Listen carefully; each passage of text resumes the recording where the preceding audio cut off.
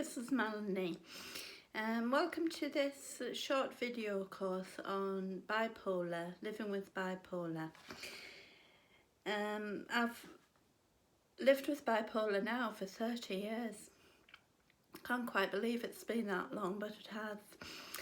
I've written 2 books, one a little autobiography on my experiences, and another one which is coming out soon, which is like a poetical explanation of how bipolar affected me. I've performed this presentation at Sunderland Recovery College, and so I've been asked to put together a video on like bipolar awareness, really. I hope that you'll find the following helpful in some way, also informative. So the first section is really about what bipolar is, its causes and its symptoms. So this is part 1. What is bipolar disorder? Well, bipolar is an illness in which there are extreme changes of mood, ranging from highs, known as elation or mania, to lows, known as depression. Bipolar disorder is also sometimes called manic depression.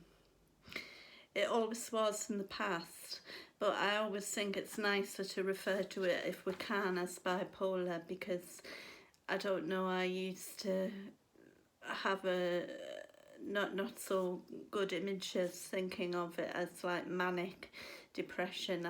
I find the manic word,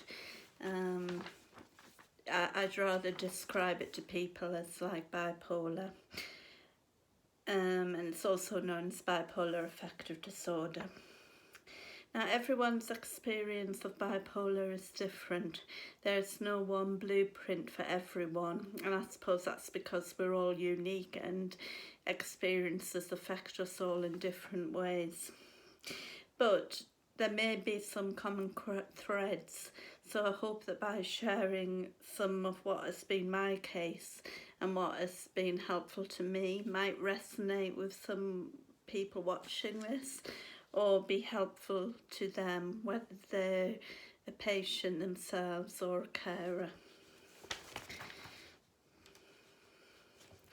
So everyone has times in their lives when they feel very happy or feel very sad, and this is natural that we should have these emotions, and even in the course of a day our feelings can change. We might feel quite good at the start of the day, then we might have an encounter with somebody and feel a bit down again.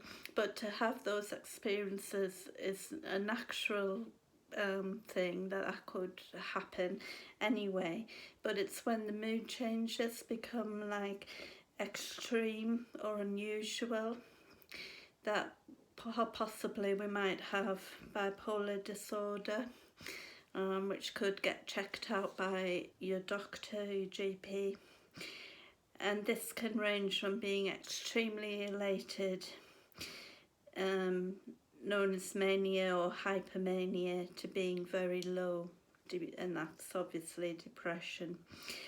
Others may spot it first, especially the high side. You know, we might be acting in maybe sometimes bizarre ways, but we think it's quite natural and normal and to be that way, and it might be a carer or somebody that we live with who might be able to spot the signs. So then, there are different types of bipolar. Bipolar 1 is fully blown. It's usually manic first, followed by a depressive episode. And bipolar 2 is not as severe. Hypermania is not as exaggerated as bipolar 1, and in this stage it can be a creative or productive time. You might find that like artists or writers produce their best or some of their best work as they're entering into a manic period, because they're at their most sort of creative then. There can be rapid cycling. This is where you have fluctuations in mood from high to low within a 24-hour period or within a few days, and that might be quite difficult to deal with. But I think it's important to realise that in between periods of mania and or depression, there can be months or years of good mental health and well-being. It's important to realise that. To get a diagnosis, and you might think, oh well, that's like not the end, but that's a really difficult diagnosis. But you can find ways of managing it and learning to live within the illness and have times of good mental health and well-being.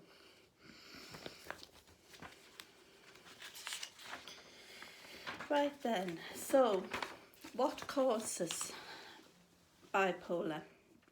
There's no proven reason why people get bipolar. It can be a mixture of many different reasons. You might be able to identify with all of them, or you might just be able to identify with some of them. It's largely thought to be a chemical imbalance in the brain, as is the case with endogenous depression. And that's why medication is used to restore this imbalance, to try and make it more right again. In people who have bipolar disorder, episodes may happen at times of stress. Stress can be a trigger, or disrupted sleep. Even happy stress, as I call it, happy stress, can bring it on.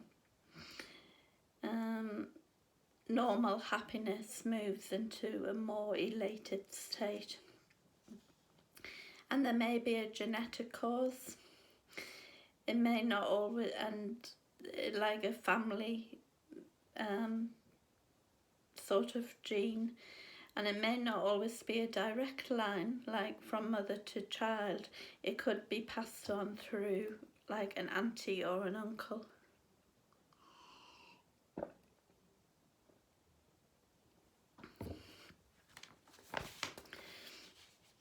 Right. I keep saying that a lot, don't I? It's as I finish on one page, then I move to the next. Right. Symptoms that can occur during a high or manic episode, like things to look out for. Feeling incredibly happy or high, like it may also be like when you're feeling tipsy, you know, and when you're in that kind of state. Feeling high in mood or very excited. Rapid speech and talking 19 to the dozen. No one else gets a word in.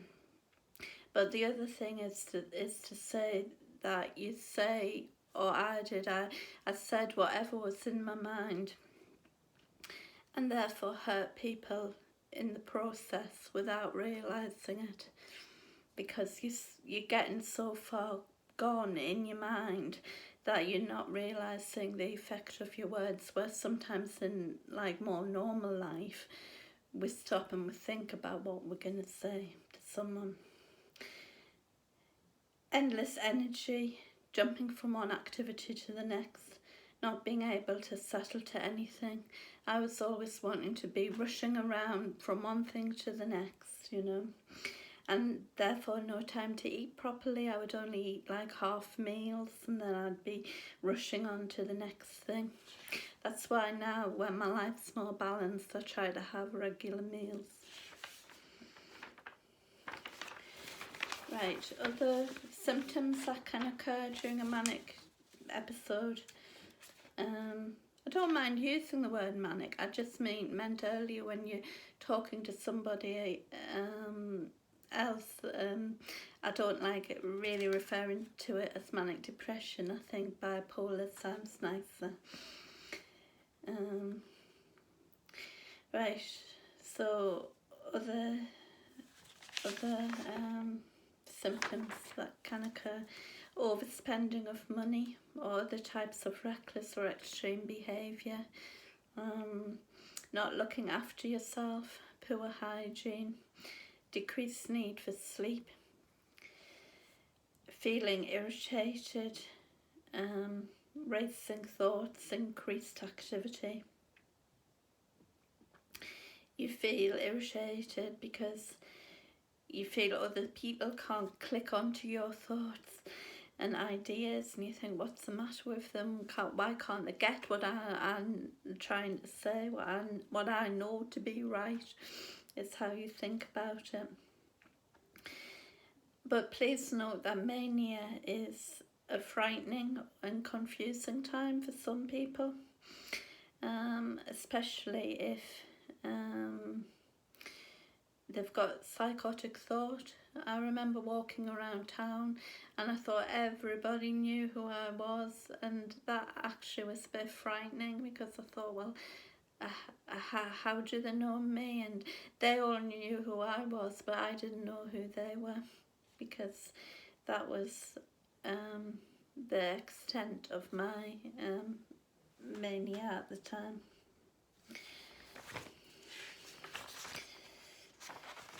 Right. Mania can be a visionary period. I think I've mentioned just a little while ago about it being a creative time for some people. For many people, the build up to mania can be a very creative, very happy time, productive time. There can be lots of ideas and plans that are realistic at first, but as the condition progresses, gets slightly out of hand, they become too grandiose to carry out. A person can begin to think they are very important, like a king, a queen, or even a god or goddess. I wrote quite a lot of my best poetry in that period between feeling a little bit high and then before I became so poorly. And quite some really nice, touching, beautiful poetry. But then as I was becoming more and more ill, my poetry turned into nonsense, really. I remember writing streams and streams of pages all about ducks, and it lacked any sense, but I thought it was brilliant. So that just goes to show how people can start off really good, really creative about something, and then as the mania progresses, it all goes a little bit pear-shaped. But it's in that time of creativity that you might be able to catch it and prevent full-blown mania. But it's hard because there is a fine line between mania and normality. Very fine line. Plus, the person themselves may feel well and happy, the best they've ever felt. It's usually others who can see that something is wrong.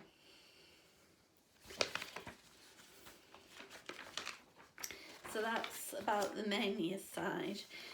Unfortunately, the other side, which we're all too aware of, I mean, we all know within ourselves what the other side's like, the depressive side. Symptoms that can occur during a depressive episode. Feeling sad most of the time. Lethargic. It's just a struggle to get through each day, really. And even a struggle to get out of bed. Decreased energy and activity. Lack of interest in life.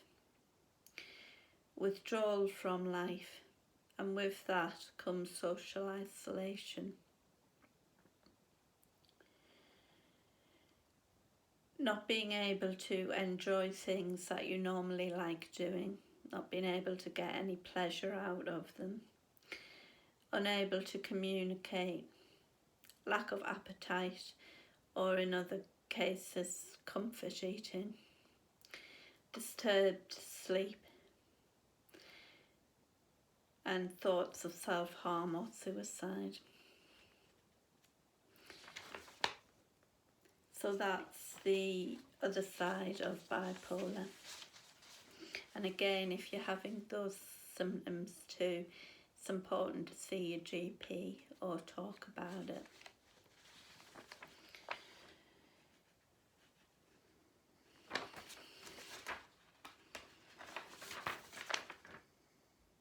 Right, so that concludes the first part. The second part is about triggers, treatments, and how to keep well. So, triggers. For me, too much spirituality or Christian thought because of my disordered mind. Now, I'd like to point out that when feeling balanced, this is okay. There's nothing wrong with pursuing spirituality. But sometimes when your mind's a bit out of balance, well, for me, this is the case. Thinking too much about spirituality lifts me higher, so I've got to watch that. Live music or bright lights make my head feel very spinny and dizzy. Concerts, some okay.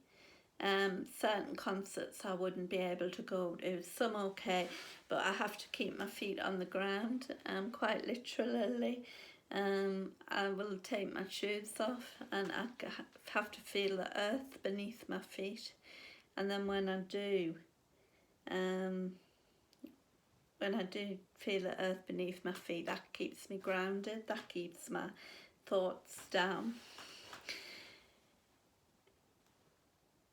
It's different for everybody. There's some of my triggers towards bipolar, the high side. They're my triggers, but you'll have your triggers as well. Because as we say, we all react differently. We are all different people. And like, while the highs can be very exciting, buzzing, for me, it's not worth the devastation. The terrible lows afterwards, which can take me many months or even years to recover from. And that's why it's so important to learn how to manage your illness so you can keep things in a calm perspective. On the depressive side, my triggers are that if I spend too much time on my own, I would start to feel too low. Now, I like spending time on my own. I really enjoy having time to myself, but if I had that all day long and didn't have any kind of human contact in that time, I would very soon go down. So it's like getting to know yourself and getting the balance of what's right for you and what you can cope with. And maybe like that as well, not having enough structure to my day. Not having, I call them fixed punks. If I have fixed punks in the day, then I've got something to get up for, I've got something to do. And that's very important for me in keeping the depression at bay. Right, so the impact of bipolar. Just having a little sip.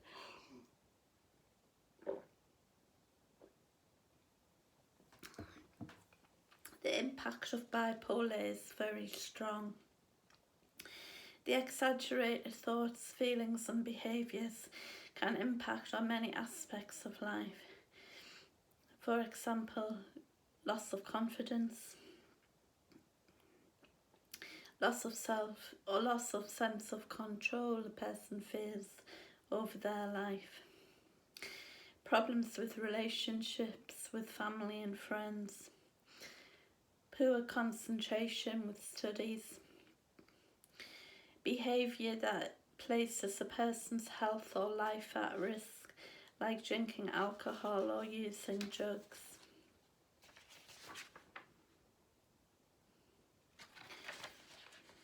So that's all about the impact of bipolar. So how can we treat this to make life a little bit better for us? Medication plays an important part, I think. It has with me. I honestly don't know where I would be without my medication. And this help that's come from other quarters as well. So medication can play an important part. Mood stabilisers, e.g. lithium, which may have side effects if used long term. Sodium valproate, epilim. Antipsychotics, e.g. olanzapine, risperidone. Antidepressants, e.g. citalopram. These can play an important part in keeping the balance in the brain right. It may take time to get the right combination to work for you. As I've just said, I can't emphasise enough how important medication has been in my life, but obviously there are side effects. Sometimes you maybe feel like you're dulled down, but at least I feel I can still have something of a normal life. Extremely tired. I'm always extremely tired, but I balance this with having some time to have a little lie down during the day if I can, and pace what I do as well. That's important for me, that I'm not rushing around here, there and everywhere, but take time as much as I can to fit things in. So that's the medication, but also on the other side, I think talking is also vital to recovery, either to family or friends or in a professional capacity, such as counselling, CBT or family therapy. A mixture of both family or friends plus a professional might help. So yeah, talking through things is always a good idea and good to help. So how do I keep myself well? Well, again, like I said earlier, my triggers will be different to your triggers and everything, but what keeps me well might be totally different to how you find a way to manage bipolar. But I hope that maybe some things I say might resonate and make you think, oh yeah, that's what I do, or I could maybe try that. So how do I keep myself well? Keep my feet on the ground, that's my slogan. I often walk around the house without slippers on, just feel the earth beneath my feet, keep my thoughts down. It works for me to know I've got clay feet, as it were. Pace myself, don't take on too much. Regular sleeps during the day because of medication. Take time out for me because I'm important. Do what I enjoy. And that's like, whether that be with myself or with other people. And I think of it as, I call it my appointment with myself. Have that time with myself. Find out what I want to do, either with me or with a friend or a family member. Practice relaxation, creative visualization and breathing techniques.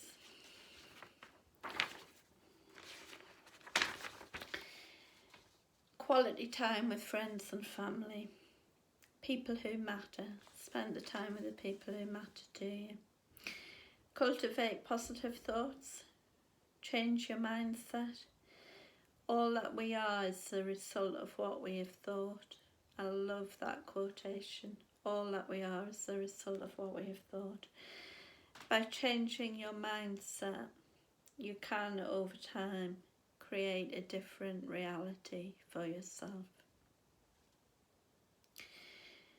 Be around positive people, not too many drainers. By that I mean people who are going to bring you down, but try and be around more sunshine people. So just finally to end this, always keep on hoping. That's the most important thing. It's one of my mottos for life, really. Keep on going, keep on smiling, and keep on hoping. You just don't know what's around the corner, where your life could be, and start with what's now, start with what's good now and focus on that, and then move on from there, but try and keep hope alive. So I'll end with a little poem of mine. I put a little butterfly by this poem. I don't know if Kim's put that on the worksheet to go with this video, but to me, a butterfly is a symbol of hope. Hope. If you have hope, you have everything. O Lord, grant me the gift of hope. When reason runs dry, may hope forever burn in me, until it is like a fire, never giving up, always believing, hoping.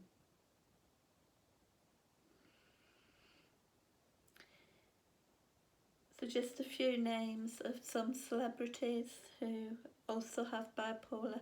There seems to be quite a lot of us out there, so I've just shortened it to a few people. Winston Churchill, Russell Brand, Sinead O'Connor, Catherine Zeta-Jones, and Frank Sinatra. Thank you for listening. I hope you've gained something from it. Take care. Bye.